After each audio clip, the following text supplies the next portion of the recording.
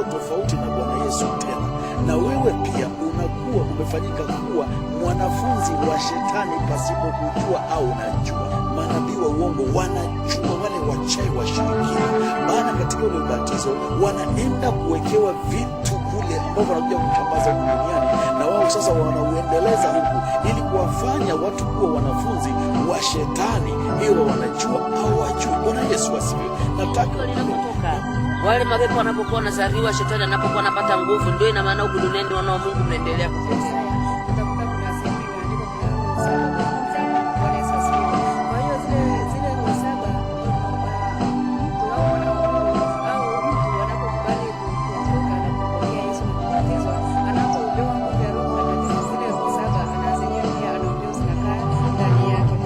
Nami nakuombea uje uokoke, uje ubatizwe, uje ukae na Bwana Yesu.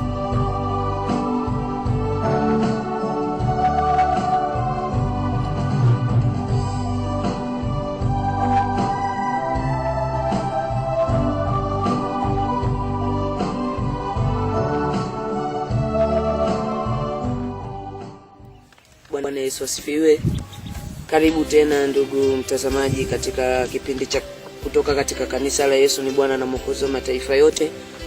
Siku ya leo nitakuwa pia na mimi ambaye niliyekuwa kiongozi wa ngazi ya 3 kwenye ufalme wa shetani, lakini kwa sasa sipo tena huko. Nipo kwenye ufalme wa Mungu na mtukuza Mungu na mshukuru sana.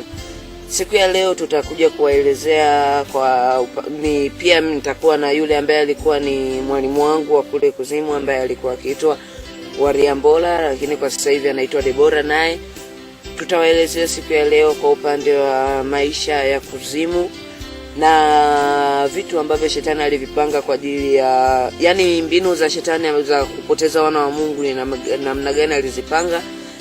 Tutaelezea pia na vitu vingine vingi ili mwana wa Mungu upate kuzidi kufunguka, ili umfuate njia ile ambayo Yesu anaitaka, kwa maana kanisa limekwisha kutekwa na shetani na shetani anamiliki kanisa. Kwa hiyo utoke huko ili uje kwa Yesu. Nitamkaribisha pia ambaye alikuwa ni mwalimu wangu wa zamani na aweze kuongea kitu chochote kabla tujaanza kufundisha. Bwana Yesu asifiwe. Haleluya. Ninawapenda wasikilizaji, watazamaji. Jina langu naitwa Debora, hapo mwanzo nilikuwa naitwa Wariambola. Ninamshukuru Mungu kipekee kwa ajili ya siku ya leo kuweza kuwaletea maisha ya kuzimu. Tutaendelea kueleweshana zaidi nini ambacho tulikuwa tunafanya na mipango ya shetani alikuwa amepanga ili kuweza kuangamiza kanisa. Bwana Yesu asifiwe. Nitakukaribisha Isaya uendelee. Bwana Yesu asifiwe. Nitaanza kuelezea kwa upande wa mbinu ambazo shetani alizipanga kwa ajili ya kupoteza wana wa Mungu. Bwana Yesu asifiwe. Kwanza kabisa, shetani alikuwa anajua kwamba Mungu ameumba binadamu ili mwisho wote wamrudie Mungu, waende mbinguni, na shetani alijua kwamba binadamu wote wanatakiwa kumrudia Mungu mbinguni. Kwa kuwa shetani alifukuzwa mbinguni, sasa akatafuta mbinu, akasema kwa sababu nimejiwekea uadui na Mungu, itabidi nami pia nianze kupoteza watoto wake wanirudie mimi, ili naye pia siku ya mwisho apate hasara. Bwana Yesu asifiwe. Baadhi ya mbinu ambazo shetani alizipanga, moja wapo kwanza aliamua kuleta ubatizo wake, ambayo pia mtume na nabii Hebroni huwa anaelezea. Zipo aina nyingi za ubatizo, lakini ukiangalia zote si ubatizo ule ambao Mungu mwenyewe ameutaka, ubatizo ambao aliuleta Yohana, na si ubatizo ambao Yesu mwenyewe alibatizwa kwa kupitia ubatizo huo. Pili, shetani akaingia makanisani akakamata watumishi, ijapokuwa wapo watumishi ambao waliamua kabisa kufuata kazi ya shetani kuifanya pasipo kuitwa na Mungu. Wapo ambao waliitwa na Mungu lakini wakaacha njia, wakaanza kufanya kazi ya shetani, na wapo ambao wao kwa kutokujua ni watumishi wa Mungu, lakini kwa kutokujua, kwa kuiga, wakaanza kufuata yale ambayo watumishi wa shetani wanayafanya. Bwana Yesu asifiwe. Kwa kupitia ubatizo, lengo ambalo shetani aliletea ubatizo ni kwamba binadamu wote wasiende mbinguni, na pia aliplan kwamba akajua endapo watu wote wataenda mbinguni, ni maana watakuja kupata adhabu ya milele katika ziwa la moto na mimi huku kuzimu. Kuzimu, watu wamesikia sana kuna kitu inaitwa kuzimu, mara watu wanatoa shuhuda kwenye radio, kwenye makanisa mbalimbali, lakini kuzimu kazi yake ni kupoteza wana wa Mungu wote, wasimfuate Mungu wote, wafuate njia ya shetani na yale ambayo shetani anayataka. Bwana Yesu asifiwe. Lengo pia la shetani kuleta watumishi wake kwa ajili ya kuja kutangaza injili ya uongo ni kwamba wewe mwana wa Mungu utakaposikiliza mafundisho yao, nina maana kwamba tayari unakuwa umejitoa katika mikono ya Mungu na unakuwa umeshajisajili kwenye kitabu cha shetani na umejisajili tayari kwenye ulimwengu wa shetani, pasipo wewe mwenyewe kuelewa na pasipo wala wewe mwenyewe kufahamu kitu ambacho unafanyiwa au kitu ambacho kinaendelea kwa wakati huo. Unaweza ukajiona uko mahali sahihi, upo kwa mtumishi ambaye anaongea kweli ya Mungu, anatenda miujiza mingi, anatoa unabii, anatabiri vitu vingi, lakini mwisho wako unaweza ukawa ni kurudi kuzimu, kwa sababu kwanza huwezi kujua kwa wakati huo anakuwa anafanya kazi ya nani, anafanya kazi ya Mungu, anafanya kazi ya shetani. Lakini ninachotaka kuambia ni kwamba siku hizi watumishi wengi sana wamekuwa ni watumishi wa shetani na wale wa Mungu wamebaki wachache kidogo, ikiwepo na mtume na nabii Hebron, alikuwepo na Moses Kulola ambaye kwa sasa yupo tena duniani, yupo mbinguni kwa baba yake, amepumzika. Na pia shetani alifikiria ni namna gani anaweza akasababisha watu wasifuate njia ya mbinguni, waifuate njia yake ambayo yeye mwenyewe anaitaka.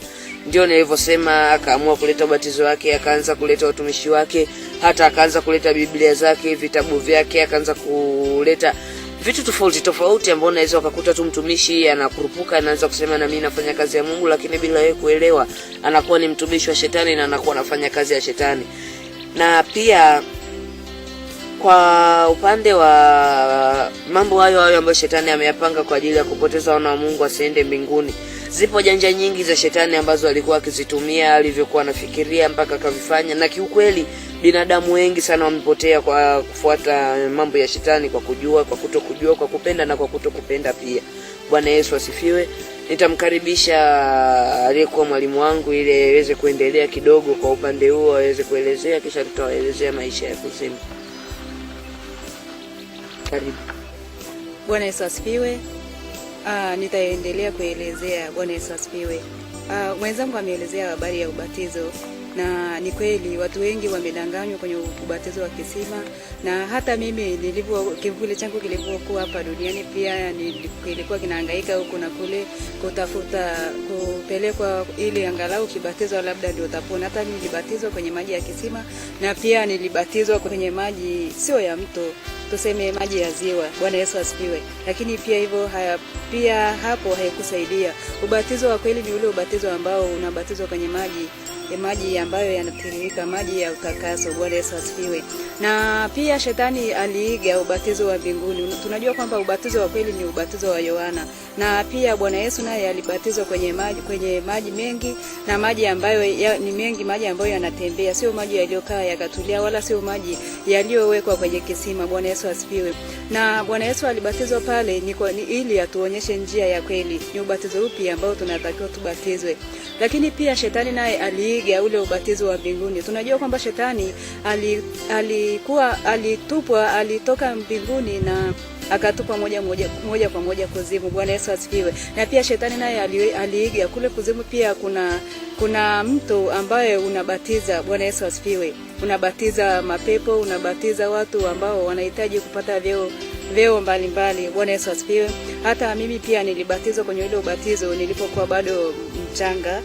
Nikisema mchanga ina maana kwamba tukumbuka kwamba kipindi kilichopita nilielezea kwamba nilienda kule nikiwa bado mchanga, nilipozaliwa tu ndo nilienda kule. Lakini pia hata mwenzangu aliyekuwa anaitwa Maxi ambaye kwa sasa hivi ni Isaya, pia na yeye alibatizwa ule ubatizo kule. Na unapobatizwa kule ndio pale ambapo unatoka na nguvu nyingi za kuharibu wana wa Mungu na kusababisha wana wa Mungu wasiweze kubatizwa kwenye maji mengi, waendelee tu kubatizwa kwenye maji ya vikombe na visima. Bwana Yesu asifiwe. Na tunashukuru Mungu kwa kuwa ule mto baba yetu wa kiroho alipoenda kule pamoja na jeshi la malaika, ule mto uliweza kukaushwa. Bwana Yesu asifiwe. Kama mlivyokuwa mmesikia, amesema kwamba ubatizo pia upo ubatizo ambao ni wa shetani, lakini ameiga kopi yake kutoka kwenye ubatizo wa mbinguni, na ameiga ubatizo wa Yohana ambao Yesu pia alibatiziwa kupitia ubatizo huo. Nitaelezea kuhusu huo mto ni kitu gani ambacho kinakuwa kinaendelea. Huo mto huwa watu wengi ambao wanataka kufanya kazi ya shetani, hata wale manabii wa uongo ambao huku wanakuwa na act kama vile wanafanya kazi ya Mungu, ndio unashangaa mtu anakuwa anatoa mapepo, mara anafanya kitu gani, anatoa misumari, sijui anafanya nini kwenye mwili wa mtu. Huo ubatizo, unapoenda kubatizwa katika huo mto kule kuzimu, kwanza ndio unakuwa unapewa utayari wa kuanza kuifanya kazi ya shetani pasipo kujiuliza, pasipo kutafakari, wala pasipo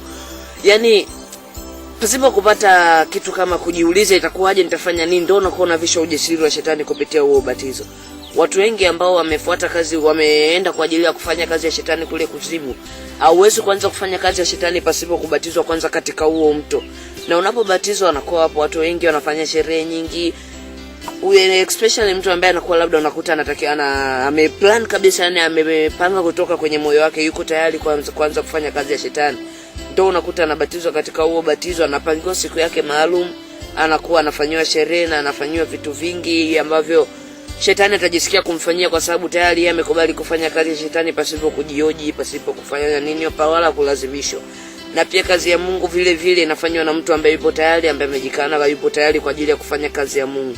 Ndivyo shetani naye ameiga hivyo wana wa Mungu, na ninachopenda kuambia kwamba mtu ambaye yupo tayari kufanya kazi ya Mungu, kazi ya shetani kwa kujikana, na mtu ambaye yupo tayari kufanya kazi ya shetani bila kulazimishwa wala nini, ndio anakuwa anabatizwa kwenye huo mto kwanza.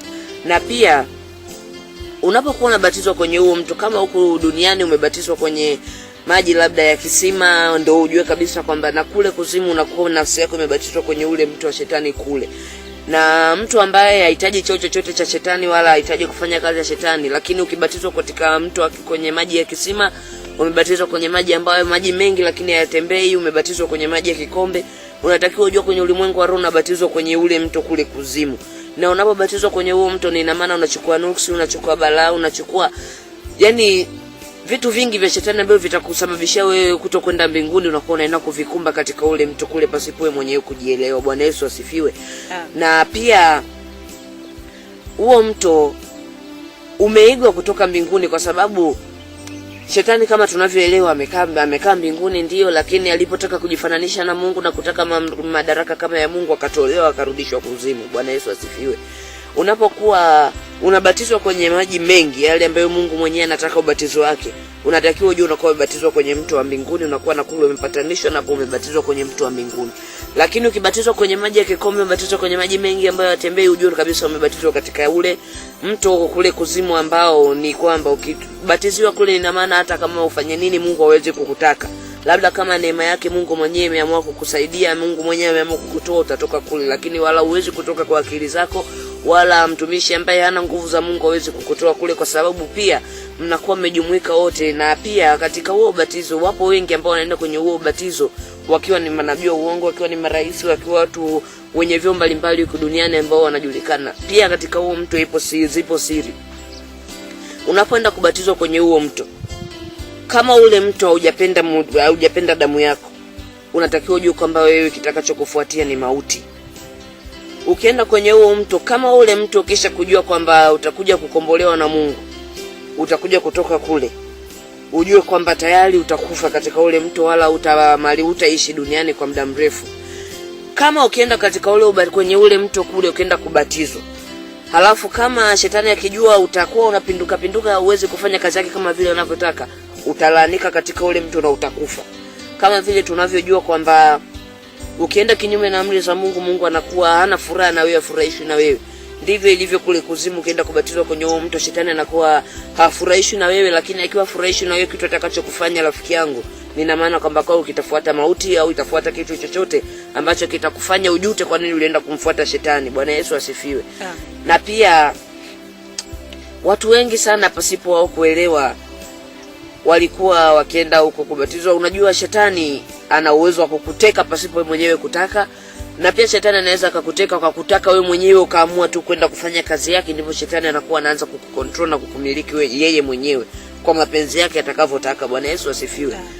Ukienda kubatizwa kwenye huo mto, kama shetani amekuchukua kibabe akaenda kukubatiza akakuteka yeye mwenyewe kwa kutaka, halafu ukiekwa kwenye huo, ukienda kubatizwa katika huo mto wake, ni ina maana kwamba hata ukifanywa nini, hata huo mto ukifanya kitu gani, ukivalishwa nini, siku ya siku utakuja kutoka tu. watu wote ambao wametekwa na shetani kule kwa nguvu, wakibatizwa kwenye huo mtu, siku ya mwisho ni lazima watakuja kutoka. Siku ambayo Mungu mwenyewe anakuwa ameamua watakuja kutoka wale watu pasipo wao kujielewa. Lakini wale ambao wamekubali kabisa, wameamua kwenda kufanya kazi ya shetani kule na wakaenda kujipeleka wenyewe kwenda kubatizwa katika ule mtu kwa miguu yao na kwa vichwa vyao na kwa ufahamu wao wenyewe na akili zao. Yani yao tayari Mungu anakuwa wataki, hawajui wala yani anakuwa tamani hata kusikia majina yao, lakini siku ya mwisho atakuja kueleza kwenye ile adhabu ambayo wataenda kuingizwa katika ule adhabu ya moto ambao shetani naye pia ataikwa katika ule moto siku ya mwisho. Labda endelee Debora, unaweza uendelee kuelezea kwa upande huo. Bwana Yesu asifiwe. Na haleluya, namshukuru Mungu kwa kuwa Mungu ni mwema, yeye ametutoa kule kwenye ule ubatizo, na namshukuru Mungu kwa kuwa ule ubatizo, ile chata ya ule ubatizo iliondolewa nilipoenda kubatizwa ndani ya madhabahu ya Yesu ni Bwana na Mwokozi wa mataifa yote. Nilipoenda kubatizwa kwenye mto kwenye maji tele na maji yanayotembea. Bwana Yesu asifiwe.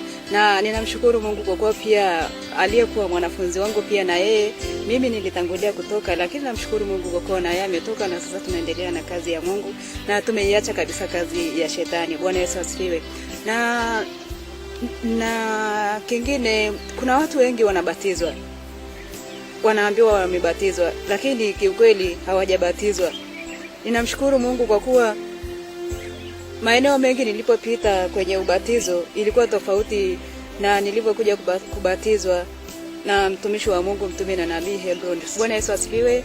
Na unapobatizwa kwenye ule mto wa kule kuzimu, ina maana unaacha huko vitu vyako vyote, unatoka kwa boksi.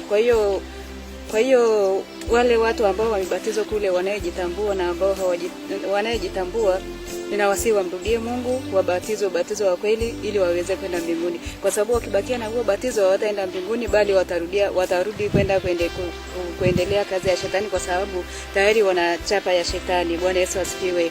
Na kuna watumishi wengi ambao wameenda kule wamebatizwa ubatizo, lakini hapa duniani wanaonekana ni watu wakubwa, ni watu wenye vyeo, na wanapokuja huko duniani sasa kuja kuanza kazi ya Mungu, wanakuja na nguvu ya kuwapofusha wana wa Mungu fahamu zao ili wasiwaelewe. Lakini Yesu amerudi na wataendelea kuaibika kwa sababu hawaifanyi kazi ya Mungu ipasavyo, bali wanafanya kazi ya shetani, wanaenda kinyume. Lakini namshukuru Mungu kwa kuwa amemuinua mtumishi wake nabii na ataendelea kusema ukweli ili wana wa Mungu waweze kumrudia Mungu na waweze kutoka kwenye hayo maji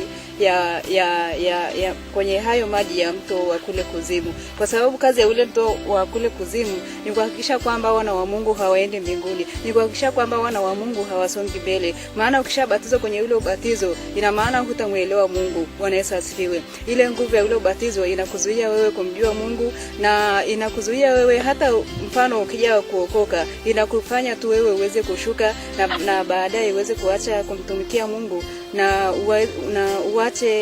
uache wokovu na uendelee kumtumikia shetani. Bwana Yesu asifiwe. Ndio maana unakuta watu wengi wanabatizwa, lakini baada ya muda wanaona kwamba wokovu yani hauwasaidii chochote. Ni kwa sababu kwenye ulimwengu wa roho wana ile chata ya ule ubatizo. Bwana Yesu asifiwe. Kwa hiyo wewe ambao umeokoka, mara nyingine unaanguka, mara nyingine unatenda dhambi, ujue kwamba kwenye ulimwengu wa roho una ile chata ya ule mto wa kule kuzimu. Bwana Yesu asifiwe. Na watu wengi ambao wamebatizwa na maji ya kikombe pia wanaunganishwa na ule mto wa kule kuzimu, japokuwa inakuwa ni kinyume, wanakuwa ni ubatizo wa kikombe, lakini wanakuwa tayari kwenye ulimwengu wa roho wameshaunganishwa na ule mto wa kule kuzimu. Kwa hiyo wewe ambao umebatizwa kwenye maji ya kikombe, wewe ambao umebatizwa kwenye maji ya kisima, wewe ambao umebatizwa tu mfano labda kwenye bahari au umebatizwa kwenye dimbwi tu hivi, ujue kwamba umepotea, mwana wa Mungu. Rejea kwa Mungu ili uweze kubatizwa upya na uweze kuendelea na maisha ya wokovu, baadaye Mungu akipenda kukuchukua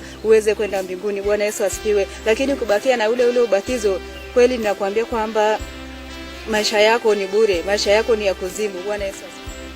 Bwana Yesu asifiwe. Na mimi ninapenda kuelezea kuhusu huo mto zaidi kwa kiasi fulani, ila zaidi tutaendelea kufuatilia vipindi vya YouTube na masomo blog na vitabu nilivyoandika. Itakusaidia kuelewa ukweli, maana unapoelewa ukweli ni unamuelewa Mungu sasa. Bwana Yesu asifiwe. Jambo moja napenda kukuambia kwamba, ndugu msikilizaji, ubatizo wa Yohana alitoka mbinguni, na mbinguni kuna mto wa ubatizo Mungu aliouandaa vile vile ambao kwenye Biblia haupo. Ndio maana unasikia Yohana aleta ubatizo wa mbinguni. Sasa wewe unajawahi kufikiri kwenye akili yako kwamba mbinguni kuna mto? Lakini ni mambo ya mbinguni na kueleza. Na wale wote watakaobatizwa kwenye mto kama vile Bwana Yesu alivyotaka, wanaunganishwa na ule mto wa mbinguni. Lakini tutarudi sasa kwenye huu mto ambao na mimi niliukuta kuzimu, nilishangaa sana. Bwana Yesu asifiwe. Ule mto hapa duniani unapobatizwa kinyume, unakuwa unaunganishwa na ule mto wa kuzimu ambao kazi yake ni kudhoofisha, kuharibu maisha yako, halafu unakuwa mjinga, unajiona wewe ni Mkristo, kumbe ni taira mbele za Mungu. Bwana Yesu asifiwe. Na makanisa mengi yamepigwa upofu na shetani akaingia namna hiyo. Mungu alikuwa akinyanyua watumishi ili waseme siri hizi miaka nenda miaka rudi, lakini wenyewe watumishi wanajeukana, wenyewe wanaungana na shetani, wanamwasi Mungu na kumkataa Mwenyezi Mungu. Amenituma kwako wewe. Bwana Yesu asifiwe. Sawa sawa alivyoniambia, enenda ukawabatize mataifa yote wawe wanafunzi wangu. Sasa ubatizo unaobatizwa maji mengi ni ule unaangalishwa na Bwana Yesu, sio wa kisima. Ukiwa wa kisima tayari umeunganishwa na ule. Maana uko ubatizo wa wokovu wa kuzimu ambao umewekwa kinamna. Bwana Yesu asifiwe. Ile nataka nikuweke sawa. Maana unapobatizwa ubatizo tofauti na Bwana Yesu tena, na wewe pia unakuwa umefanyika kuwa mwanafunzi wa shetani pasipo kujua au unajua. Lakini wale manabii wa uongo wanajua, wale wachawi washirikina. Maana katika ule ubatizo wanaenda kuwekewa vitu kule ambavyo wanakuja kutambaza huku duniani, na wao sasa wanauendeleza huku ili kuwafanya watu kuwa wanafunzi wa shetani, iwe wanajua au wajui. Bwana Yesu asifiwe. Nataka unielewe. Na ndio maana watu wanakuwa wamebatizwa ule ubatizo, hata umwambiaje rafiki yangu, wanakuambia ni mgumu kukubali wokovu, ni mgumu kukubali ubatizo. Ndio maana nakwambia na wewe hapo, ndio maana mpaka sasa hivi baadhi yenu hamtaki kubatizwa ubatizo wa maji mengi ili muwe wanafunzi wa Yesu, mkapika upofu, mkaridhika na ule ubatizo wenye ambao unaunganishwa na mto wa kuzimu. Bwana Yesu asifiwe. Ambapo hawa niliowatoa huko ni wanadamu Mungu ambao walikwenda huko, lakini Mungu makusudi yake anajua mwenyewe. Maana kwenye Biblia iko mahali imeandikwa katika Ufunuo, nitamtoa mwanadamu ambaye alikuwa ametekwa huko aje kutoa siri za shetani. Ndio huyo nabii Hebron alitumwa kumchomoa. Yuko hapa sana na kueleza vitu viweke kwa wepesi upate kuelewa. Makanisa sasa hivi yanabatiza ubatizo wa maji ya kikombe. Nawaambia hivi, watoto wa Mungu, mmefanywa kuwa wanafunzi wa shetani, wanafunzi wa mpinga Kristo. Huo ndio ukweli upate kuelewa. Iwe ni mtumishi, ni askofu, ni nani, ukweli ndio huo. Bwana Yesu asifiwe. Kama ujui, tubu, uje nikubatize, uje ubatizwe. Bwana Yesu asifiwe. Ufanyike kuwa mwanafunzi wa Yesu ili siku moja na uende ule ubatizo ndio umewashikilia. Na zaidi kuna watu wanatoa shuhuda, Hebron, nimebatizwa tu nimekuwa mwepesi, nimebatizwa maisha yangu yamenyoka. Ule ubatizo wa kuzimu, shetani akisha kujua tu kwamba wewe iko siku utaenda kwa Mungu, ndio amekuchukia. Kwa hiyo atakuwekea mateso, maisha yanaharibika, ni mateso, watu wana vifungo, hawana mbele. Kwa nini? Haujakuwa mwanafunzi wa Yesu. Wewe ni mwanafunzi wa shetani, lakini haujui katika ulimwengu wa roho.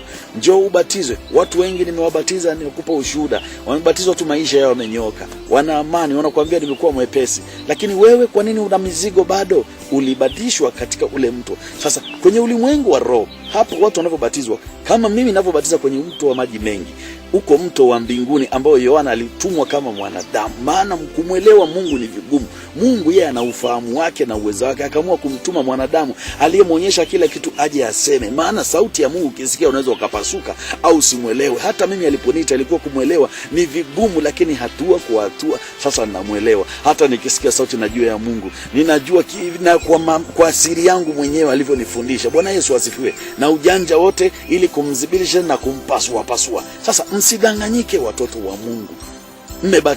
Umebatizwa kwenye maji ya kisima, umebatizwa kwa jina la mchungaji, kwenye kikombe, kwenye dramu, wewe unaunganishwa na ule mto ulioko kuzimu. Wewe uone. Ndio maana tunaenda katika roho.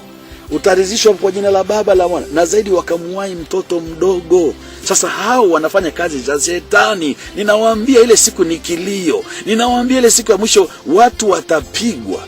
watapigwa na mateso ambayo hawajawahi kuyapata. Nao wengine wanaambia hakuna wokovu. Bwana Yesu asifiwe. Nao wanaambia, Biblia inasema si wote wasemao Bwana Bwana watakao nilisi. Unafikiri ni wapi? Ni watu hao. Sasa wewe uko wapi? Ninakusii urejee. Bwana Yesu asifiwe. Nami sasa nitamwachia coordinator aendelee, aliyekuwa coordinator wa shetani. Bwana Yesu asifiwe. Nimependa kuelezea kifupi upate kuelewa. Haleluya. Bwana Yesu asifiwe. Nitaendelea kuelezea baada ya mwanadamu kubatizwa, nini ambacho kinaendelea baada ya ule ubatizo. Bwana Yesu asifiwe. Wakati uliopita, kipindi kilichopita, nilielezea kwamba nilikuwa nina nyumba. Nitapenda kuelezea zile nyumba zilikuwa zina maana gani. Bwana Yesu asifiwe. Nilikuwa na nyumba 7 na zile nyumba 7 ilikuwa ni agano la namba 7. Bwana Yesu asifiwe. Utakumbuka kwamba tulipokuwa darasani tulifundishwa kuna namba shufa na namba tasa. Bwana Yesu asifiwe. Na ile namba 7 ilikuwa ni agano langu na shetani. Bwana Yesu asifiwe. Lakini hakuna mwanadamu yoyote aliyekuwa akijua, bali ilikuwa ni mimi na shetani ambaye ni joka kuu na Lucifer. Bwana Yesu asifiwe. Na zile nyumba ambazo ni namba 7 zina maana yake. Bwana Yesu asifiwe. Na ninamshukuru Mungu kipekee kwa kuwa amenitoa huko. Nitaendelea kuelezea. Zile namba 7 ina maana mwanadamu anapobatizwa, baada ya ubatizo anaombewa nguvu ya Roho Mtakatifu. Ukisoma katika kitabu cha Isaya utakuta kuna sehemu imeandikwa kuna roho 7 za Mungu. Bwana Yesu asifiwe. Kwa hiyo zile roho 7, mtu au mwana wa Mungu au mtu anapokubali kuokoka na kumpokea Yesu na kubatizwa, anapoombewa nguvu ya Roho Mtakatifu, zile roho 7 na zenyewe pia anaombewa zinakaa ndani yake. Bwana Yesu asifiwe. Ikiwepo mojawapo roho ya hekima, ikiwepo roho ya uweza, ikiwepo roho ya ushauri na nyinginezo. Ukisoma katika kitabu cha Isaya utakutana na huo mstari. Bwana Yesu asifiwe. Kwa hiyo mimi nikaunda nikasema kwamba nitawezaje kuwapata hawa watu ambao wanaokoka ili wasiweze kusimama katika wokovu. Bwana Yesu asifiwe. Na ndipo nilipokaa maana yake unapokuwa kule kuzimu unakuwa na ufahamu mkubwa sana. Unakuwa na uwezo mkubwa sana kuweza kufikiri kitu na kiweza kukibuni kile kitu kikawa kama vile mtu anapokaa na kuanza kufikiria na kukaa na kusema kwamba ninaweza nikafungua kampuni hii na ikawa inafanya kazi hii na hii na hii. Bwana Yesu asifiwe. Na ndivyo ambavyo na mimi pia nilifanya. Nikakaa nikasema kwamba okay, hawa watu wanaokoka, na lengo langu au lengo letu pamoja na mwenzangu na wengine ambao tumewaacha kule pamoja na shetani mwenyewe, lengo lilikuwa ni kuwafanya watu wasiweze kwenda mbinguni, hata wakiokoka watende dhambi wasiweze kwenda mbinguni. Bwana Yesu asifiwe. Na ndipo nilipokaa nikapata wazo la kujenga hizo nyumba 7. Nilijenga nikiwa bado mtoto mdogo sana. Bwana Yesu asifiwe. Na ndipo nilipoanza kujenga zile nyumba nikiwa na maana yake kule kuna wafanyakazi ambao ni mapepo, lakini pia kuna wafanyakazi ambao ni wanadamu waliotekwa na shetani huko kule kuzimu. Kwa hiyo swala la kupata wajenzi lilikuwa sio shida. Bwana Yesu asifiwe.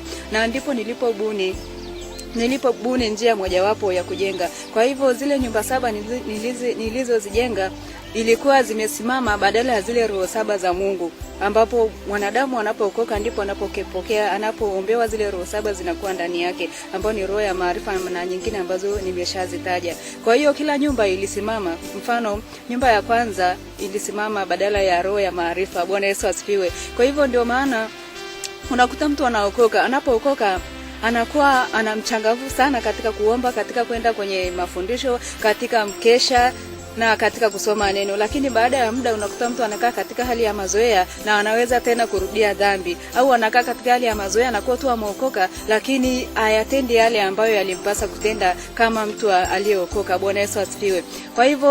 Kwa hivyo sasa zile nyumba nilivyozijenga kule na kuna maneno fulani ambayo niliandika kule ambayo yameandikwa kwenye ule mstari ulikuwa katika kitabu cha Isaya, na lile neno sio neno ni andiko, nikawa nimelizika kule kwenye ule msingi. Bwana Yesu asifiwe.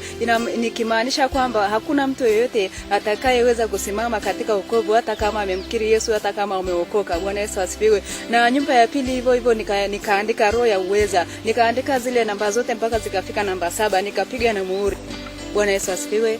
Na zile nyumba ambazo nilizijenga ambazo ni roho 7 nilibuni lile neno nilibuni kutoka kwenye Biblia ya shetani yenyewe. Bwana Yesu asifiwe. Kwa hivyo nikaandika maneno pale nilioandika, ili nikazika yale maneno pale, nikimaanisha kwamba zile roho saba hakuna mwanadamu yeyote atakayeweza kuzifanyia kazi. Bwana Yesu asifiwe. Na hata kiongozi kikaa ndani yake, baada ya muda ziweze kuondoka. Bwana Yesu asifiwe.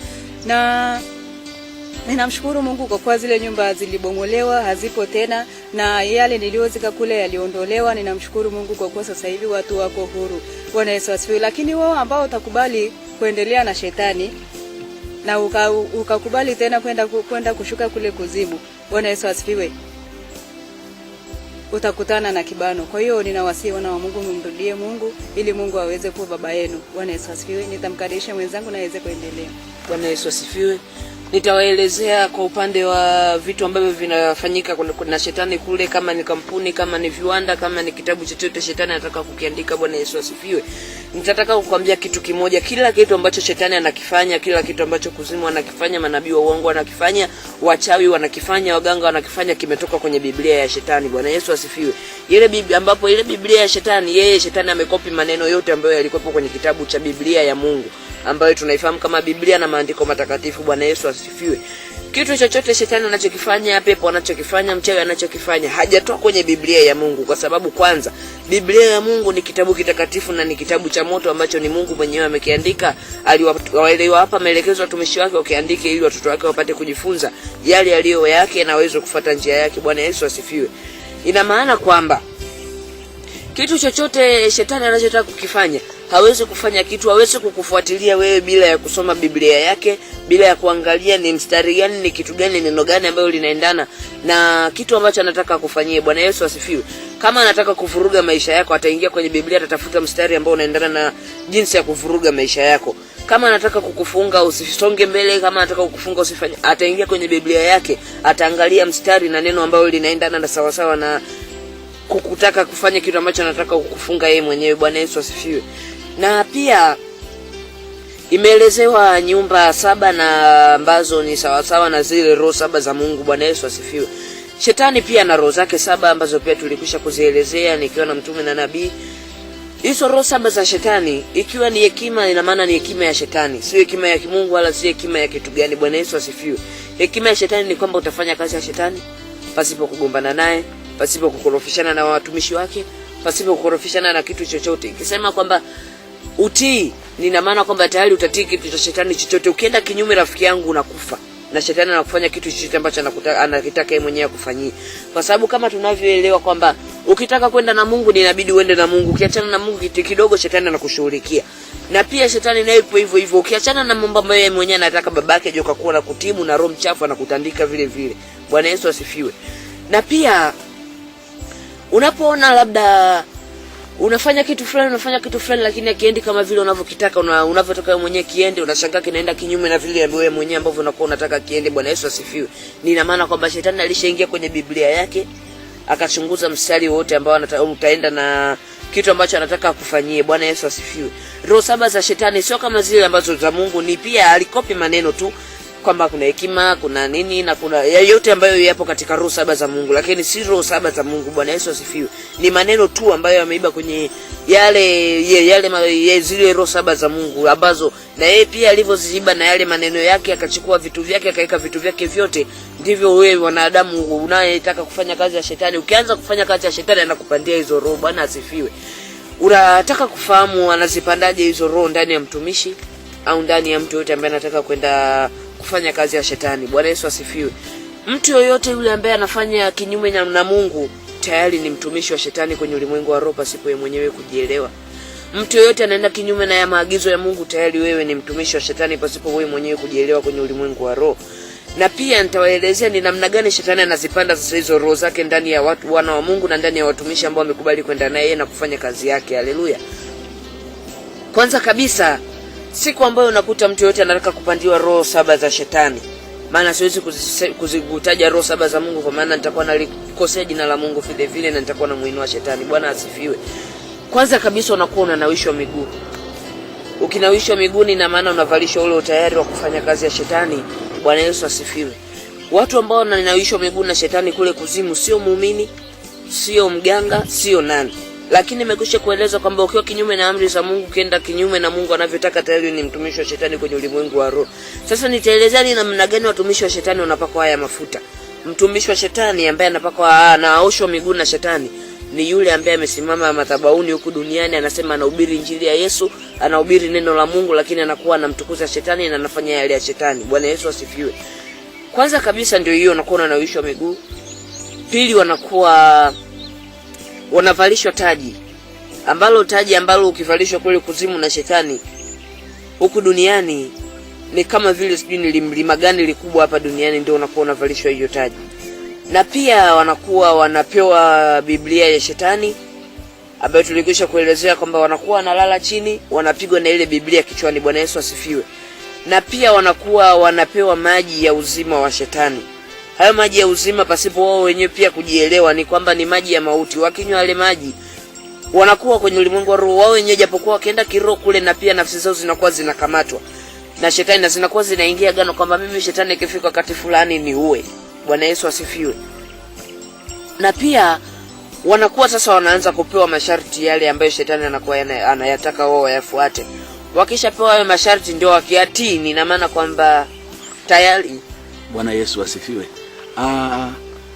Nataka kuelezea ili jambo la maji unasikia ya uzima huku duniani yanawekwa makanisani, wanachota, wanapewa. Ndio maji hayo yanayoelezewa hapa. Kwa hiyo ndugu msikilizaji, ninachokuambia, unasikia kuna maji ya baraka, shtuka. Mwenye akili na elewe. Endelea Isaya. Bwana Yesu asifiwe. Na pia nitaenda kuwaelezea ni namna gani watu ambao wanataka kufanya kazi ya shetani wanapewa mamlaka ya kufanya kazi ya shetani, na shetani mwenyewe ndiye anayekuwa anawapa hiyo mamlaka. Kwanza kabisa ni lazima upitie kwenye majaribu ukiwa unataka kufanya kazi ya shetani. Kama vile tunavyoelewa kwamba ili uwe mtumishi wa Mungu ni lazima pia upite kwenye majaribu, ili uwe mtu wa Mungu lazima upitie majaribu. Bwana Yesu asifiwe. Shetani aliiga kama vile ilivyo mbinguni, ndio maana mnaweza mkashangaa vitu vingi ambavyo navieleza pia vipo mtu ambaye akiwa ni mtu wa Mungu pia vinakuwa vinamkuta. Haleluya. Kwanza kabisa ndio wanakuwa unapitia majaribu. Kati ya majaribu ambayo unapitia ndio unaweza ukashangaa, kwanza kule mtu unaambiwa mtoe baba yako, mtoe mama yako, mtoe ndugu yako yoyote. Na shetani anapokuwa anakupa hilo jaribu ni ina maana kwamba tayari amesha kusoma, amesha kuangalia, amejua utaweza kufanya au hutaweza. Sasa anapokuwa anakupa ile jaribu, ukishindwa ni ina maana kama ikwambia uwa baba yako, uwa mama yako, ukishindwa na kuua wewe mwenyewe pasipo wewe mwenyewe kutaka, na kwa kutaka pia vile vile. Labda kama ipo neema ya Mungu anapokuwa anakuambia ufanye kitu chochote, uwe baba, uwe mama, uwe mtu yote, ufanye kitu chochote ambacho kitamfurahisha yeye mwenyewe, halitatimia hilo jambo. Lakini kama neema ya Mungu haijakufikia bado na wewe mwenyewe upo tayari kufanya kazi ya shetani, ndivyo ilivyo hivyo. Utaanza kushangaa, unaanza kutoa makafara. Ndio unaweza kushangaa, unasikia hapa kama duniani hapa labda wapo watoto ambao wanakuwa wanasababisha ajali mbalimbali zinatokea. Mtu anavuka barabara, gari linapinduka, mtu anafanya nini, gari zinapinduka, majali mbalimbali. Labda nitaweza kuelezea, ulishawahi kukutana na ajali ambayo inatokea lakini hafi mtu hata mmoja, ila damu inakuwa imemwagika kwenye hiyo ajali. Nataka nikueleze kwamba hapo inakuwa ni kiapo cha damu ambacho shetani anakuwa anakitaka. Sasa anakupa jaribu pia, anakuambia mimi nataka damu, lakini asife mtu hata mmoja. Ukiwa ni maana umekosea, anakuua wewe hapo. Bwana Yesu asifiwe. Kwa hiyo msione hata watu ambao wanafanya kazi ya shetani nao pia wanapata shida vile vile, lakini ni kwa vile shetani alishawapandikizia roho zao na alishawapandikizia maujasiri yake, ndio mtu anafanya kitu pasipo hata kujielewa, pasipo kutaka. Nao pia wanakuwa wanatumikishwa na shetani, la japokuwa wanakuwa wamependa na pakuto kupenda vile vile. Haleluya. Na pia watu ambao wanakuwa wanafanya kazi ya shetani wapo wengi, ambao unaweza kukuta labda mtu anakuwa anaambiwa kule awe mke wa jini, awe mke wa shetani. Unaweza kushangaa mtu ni nabii, ni mwanaume, lakini kule kuzimu ni anakuwa ni mke wa jini fulani au ni mke wa pepo fulani, pasipo wewe mwenyewe kujielewa. Ni ina maana kwamba yule mtu tayari anapokuwa ameolewa kule na shetani, kwanza kabisa kama ameolewa tayari kule kuzimu, ni ina maana anatii masharti ya mume wake ambaye anakuwa amemooa kule kuzimu kwa wakati ule. Ndio unaweza kushangaa mtumishi huko duniani anajipaka mapoda, anajichubua ovyo pasipo kujielewa. Wewe mwana wa Mungu, nataka nikupe siri hiyo siku ya leo uweze kuelewa. Ni kwamba anakuwa anatii amri ya mume wake anachomwambia kule kuzimu kwamba jichubue, fanya nini, vaa chupi za wanawake, vaa nguo za kike, fanya nini uweze lakini wana wa Mungu hamtaweza kuelewa kwa wakati huo. Mnaweza mkasema mtumishi wetu anajipamba, anampendezesha Mungu, alafu alipokuwa wana adabu huko duniani wanakuja kuambia pendezeni wana wa Mungu, fanyeni nini. lakini ni kwamba anakuwa anawachezea tu akili ili nyinyi msijielewe. Na kama mtumishi akiwa huku duniani kama ameolewa na jini kule kuzimu, kwanza anakuwa anafanya, sio kama ameolewa atakaa atatulie tu kama vile ilivyo duniani kwa watu ambao wanakuwa wanaolewa. Ndio anaweza akaanza kufanya kazi za ajabu, anaosha vyoo, anasafisha majini wakiwa wanatoka kujisaidia, anakuwa anakula mavitu ya ajabu ajabu ambavyo binadamu ukiletea utamani hata kuviangalia unageuza shingo yako. Haleluya. Na wapo watumishi wengi hata katika nchi ya Tanzania, wapo wengi katika bara la Afrika, bara la Asia na nchi mbalimbali, ambao unaweza kukuta kwa mfano Mungu amemuita mtume na nabii sasa hivi, lakini shetani anaanza kuwahubiria watu ambao wamekubali kwenda kufuata neno la Mungu la kweli kwenye kanisa la mtume na nabii Hebron. Unaweza kuanza kushangaa, unaanza kukumbuka, hivi ni mtumishi fulani aliniambiaje kitu fulani kikatokea. Ninachopenda kukuambia siku ya leo, huyo mtumishi unaweza ukasema amenitabiria, amenifanyia kitu gani na kimekuwa. Ni kwamba shetani anakuwa anampa story yako wewe, kila kitu ambacho baadaye kitakuja kikutokee, kila kitu ambacho atakuwa anakifanya anakuwa anamwambia yule mtumishi. Unashangaa anaanza kukwambia wewe ulizini, wewe ulifanya nini, ulitoa mimba, ulikuwa na nini na nini na nini. Ndio hivyo, bila wewe mwenyewe kujielewa ni mtumishi wa shetani. Anakuwa amepewa tayari kila kitu ambacho wewe ulikuwa unakifanya na shetani. Ndio kila kitu ambacho ulikuwa ukikifanya kinyume na Mungu, shetani anakuwa anamwambia. Sasa hapo utaanza kusema wewe mtumishi wa Mungu kweli amesema kweli nami nimefunguka. Lakini ninachopenda kukwambia ni kwamba ndivyo ilivyo. Hafanyi kazi ya Mungu wala hafanyi ya kumpendeza Mungu, ila anakuwa anamtukuza shetani. Ninaposema anamtukuza shetani, anamtukuza vipi shetani? Kwanza akiwa anaenda kinyume na amri za Mungu, ina maana ameshamtukuza shetani. Akichangisha pesa kanisani, amemtukuza shetani. Akihubiri neno la uongo kwa wana wa Mungu, amemtukuza shetani. Na ndivyo ilivyo, akiwa anahubiri maneno ya uongo na shetani anakuwa anamuinua kule kiwango kingine. Kama leo ulivyosema kwamba mtu unaweza kukuta ameolewa. Kama ameolewa na mume mmoja, kivuko chake anapofushwa na shetani, anapata mume mwingine, anaolewa na mwanaume mwingine. Kama alikuwa anafanya kazi ya kutawaza watoto, kuwatawazisha watoto wa majini, ataanza kutawazisha watu wazima. Kama alikuwa kazi yake ni kunywa mikojo, atakuwa wiki anakunywa mikojo ya majini wawili, atakunywa mikojo ya majini 5 kwa wiki. Au la, kama alipangiwa kuua mtu mmoja, wewe kwa wiki atakuwa anaua watu wengi. Bwana Yesu asifiwe. Lakini ninachopenda kuambia wana wa Mungu, sipo mahali ambapo Mungu anapataka wewe uende hapo, ila ni janja za shetani tu na kuvuruga na unajikuta tayari unaanza kwenda kwenye makanisa yao, unasema ni mtumishi wa Mungu na unasema tayari Mungu amefanya sijui nini na nini. Lakini ninachopenda kuambia, Mungu hayupo kwenye makanisa yao, wala Mungu hawatambui, na wala Mungu hawataki wala hapendezwi na watu kama hao, kwa sababu wanakuwa wanapoteza watoto wa Mungu. Bwana Yesu asifiwe. Na sasa nitaenda kuwaelezea baadhi ya maisha ya kuzimu. Bwana Yesu asifiwe. Maisha ya kuzimu ni kama vile watu wanavyoishi huku duniani. Hebu nikuulize, mlikuwa mnakulaje kule? Bwana Yesu asifiwe. Sahani zenu? Sahani ya kuzimu ni kichwa cha mtu au fuvu la kichwa cha mtu. Kwa hiyo ulishakula kutumia kichwa cha mtu kama ndo sahani? Ndio. Na kijiko inakuwa ni nini? Kijiko inakuwa ni mkono wa binadamu. Umesema kweli. Na ulikuwa unakula chakula kiasi gani cha kuzimu kwa siku?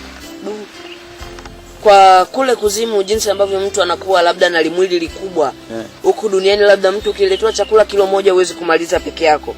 Lakini kule kuzimu kwa ndani ya nusu saa mtu anakuwa anakula chakula kilo 500. Kilo 500 kwa nusu saa. Ndio. Kwa nusu saa. Unakumbuka ulipotolewa ulikuwa unapata shida ya kula sana? Ni nini tumbo lilikuwa linakusumbua na lamba? Hivi sasa hivi naona unabugia kweli. Ni kwamba tayari nilishakuwa nimezoea kula vyakula vya kuzimu, nilishazoea kuishi maisha ya kule, nilishazoea yani nikawa hata kula vyakula vya duniani na kawa muda mwingine nashangaa ni kama vile nakula kitu gani au ni kitu gani hichi ninacholetewa mbele yangu. Ndio maana ikawa inasababisha nashindwa kula. Sasa kile ulichokuwa nakula ulikuwa unakionaje? Kibaya cha wanadamu? Vingi vyake nilikuwa naviona vibaya, hata nilikuwa muda mwingine nikiletewa natamani hata kuvitapika.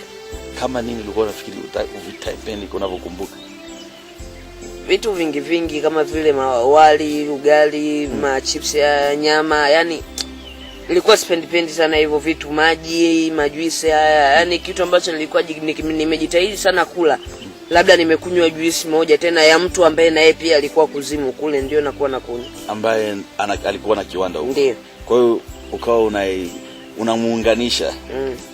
Hivyo ndivyo ilivyo hata hapa duniani, viwanda vingi ni vya watu waliotoka kuzimu na hata huyu alikuwa patina wake. Bwana Yesu asifiwe.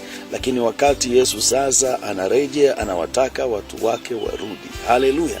Wewe unahitaji urejee kwa Bwana Yesu. Neema iko bado. Bwana Yesu asifiwe. Wako watu ambao shetani aliwaandaa kwa ajili ya kupoteza wana wa Mungu, vile vile kama hao walivyoandaliwa kupotezwa. Lakini hawa sasa waliwazaa wengi sana, na wengine wako kuzimu huko, bado watakuja kwa wakati wake. Bwana Yesu asifiwe. Maana Mungu ni wa mipango, ni wakati wa kuupindua ulimwengu. Sasa watu wasifiri kwamba itafanywa hivi. Ni ufalme wa shetani kama hivi unavyojua. Bwana Yesu asifiwe. Haya, unaambiwa maji ya baraka, leo umeelewa. Bwana Yesu asifiwe. Utamkuta mwingine ana fimbo, mhubiri ana fimbo, ina maana yake. Bwana Yesu asifiwe. Wewe unaona kila mtu anachokishika hapa ni kopi ya kuzimu. Atatembea na mkuki, ni kopi ya kuzimu. Mtumishi utakiwa kushika mkuki. Wanadamu hawa si maadui, unawaua. Bwana Yesu asifiwe. Haleluya. Hebu endelea tena bwana. Bwana Yesu asifiwe. Nitakwenda kuwaelezea sasa ni namna gani maisha ya kuzimu yalivyo, ni namna gani maisha ya kuzimu yanaendeshwa na yanaendaje. Bwana Yesu asifiwe. Kwanza kabisa, maisha ya kuzimu. Kuzimu huku duniani ikiwa ni dakika moja, kule kuzimu tayari ni lisali moja. Duniani ikiwa ni wiki moja, kule kuzimu ni mwaka mmoja. Bwana Yesu asifiwe.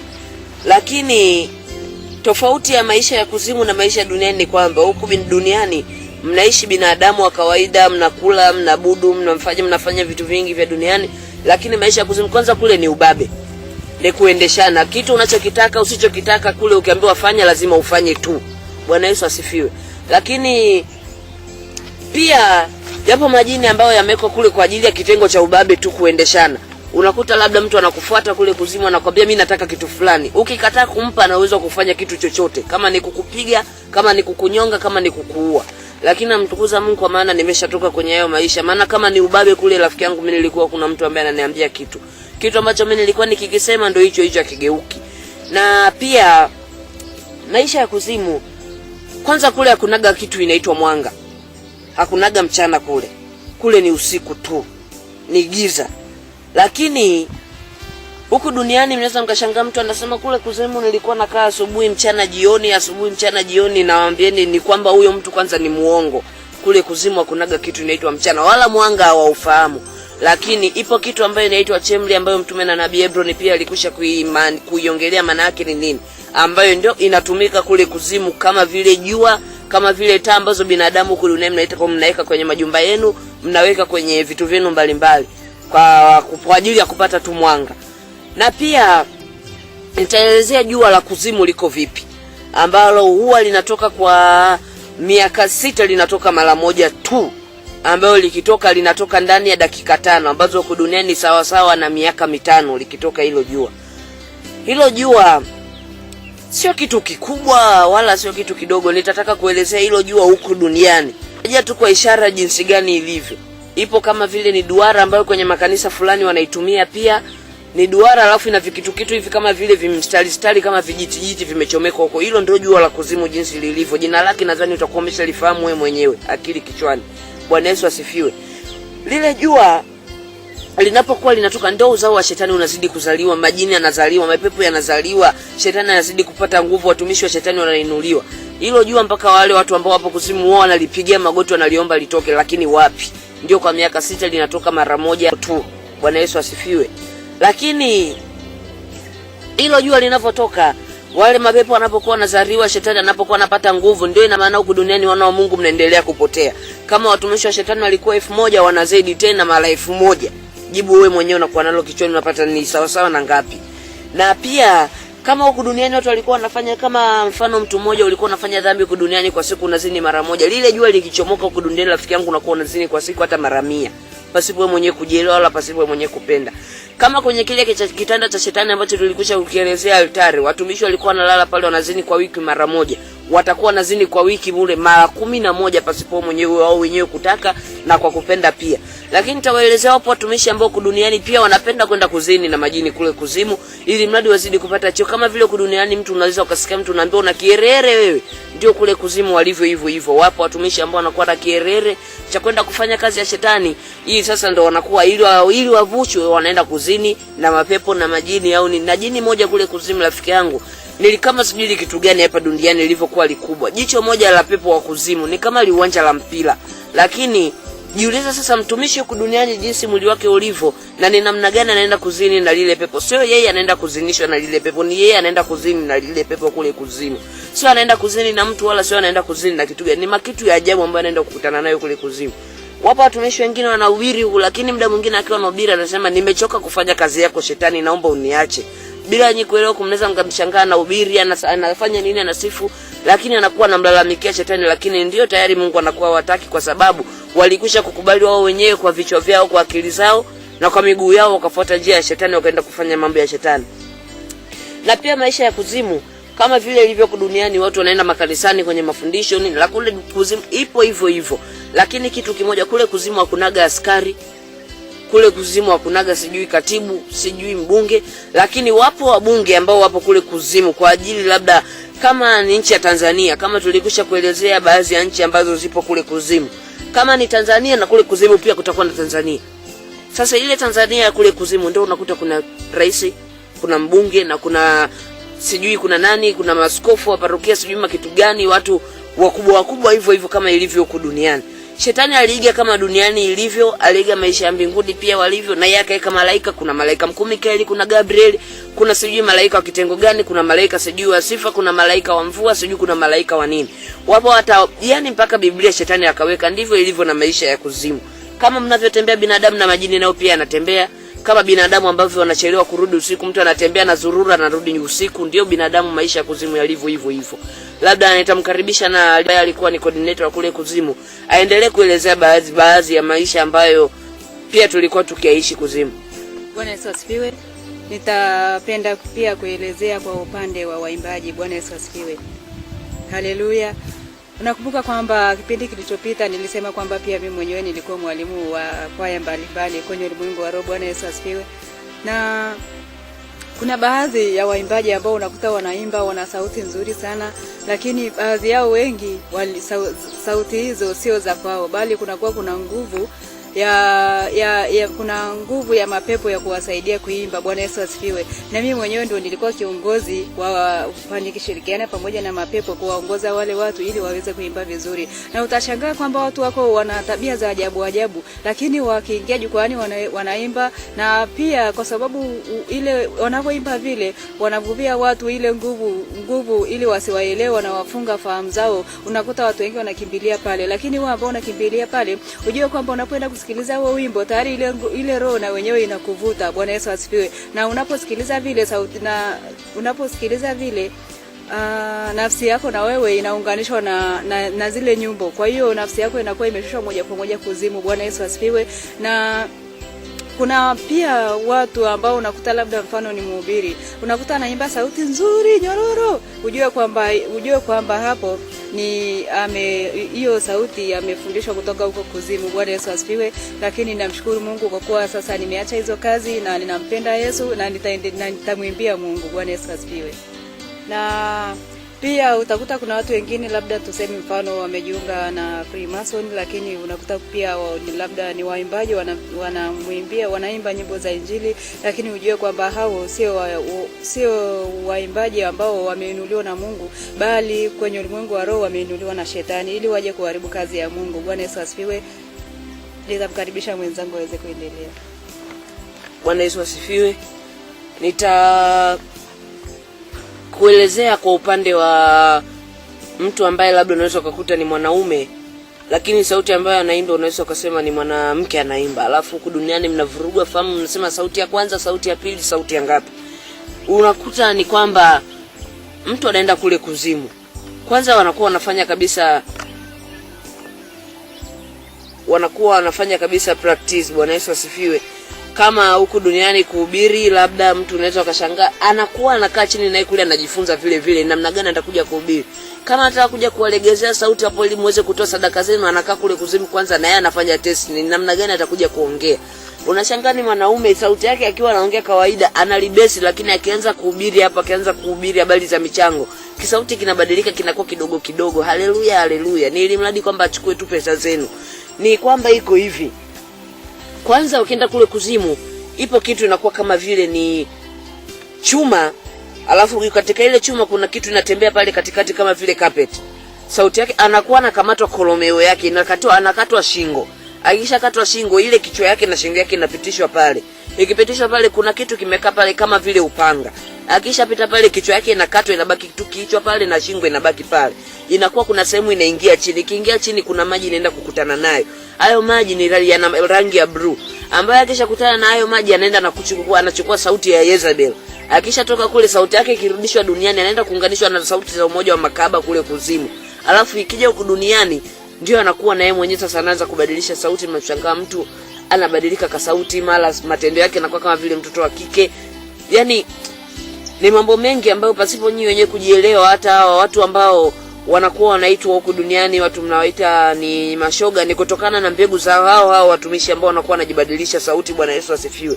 Na pia kwa upande wa hao waimbaji huku duniani, hivi nikuuliza labda swali, mwana wa Mungu, inawezekanaje mtu ambaye labda huku duniani avuta bange, anavuta madawa ya kulevya, ni jambazi na anasema mambo ya uongo ambayo si mambo ya kweli ya Mungu, alafu anakaa chini eti anamwimbia Mungu, anasema utamu wa Yesu, anasema mara sijui nini, mara nimemuona Bwana, mara sijui kitu gani. Ninachopenda kuambia wana wa Mungu ni kwamba anakuwa kwanza namtukuza shetani, pili anakuwa hafanyi lile ambalo Mungu analitaka.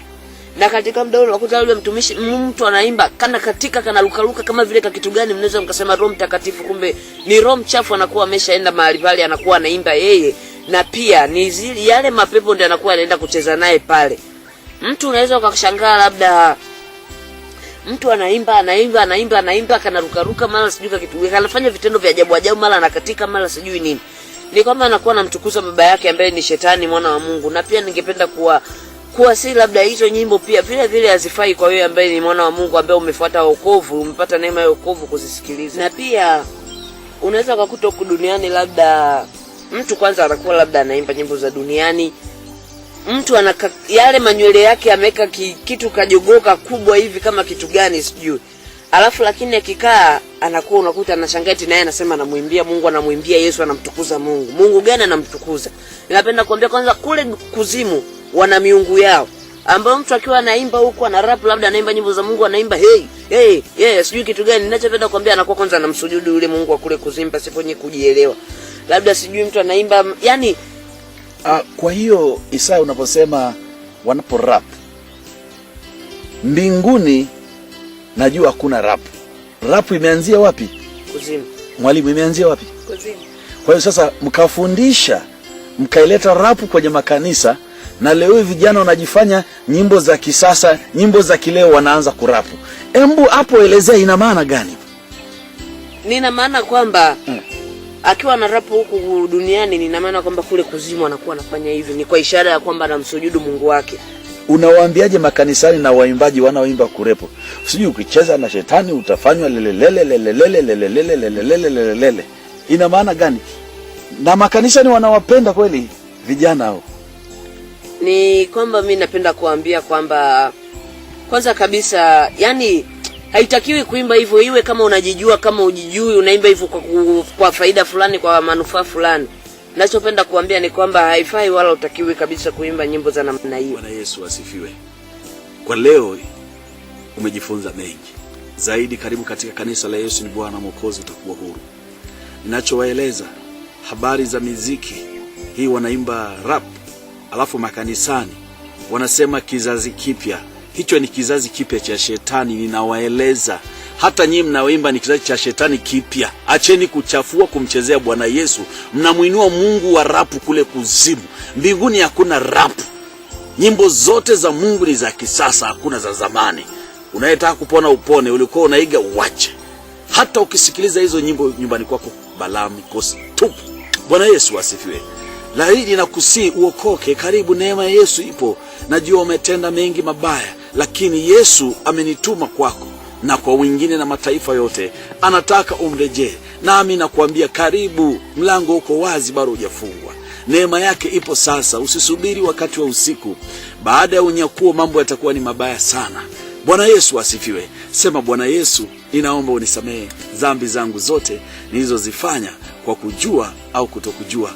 Bwana Yesu, kuanzia sasa nishike mkono nisipotee tena. Na kushukuru kwa shuhuda, na haya yote yamenifungua. Nami nakuombea uje uokoke, uje ubatizwe, uje ukae na Bwana Yesu, umwambie shetani bye bye. Na wewe unalo la kuwaambia wasikilizaji na watazamaji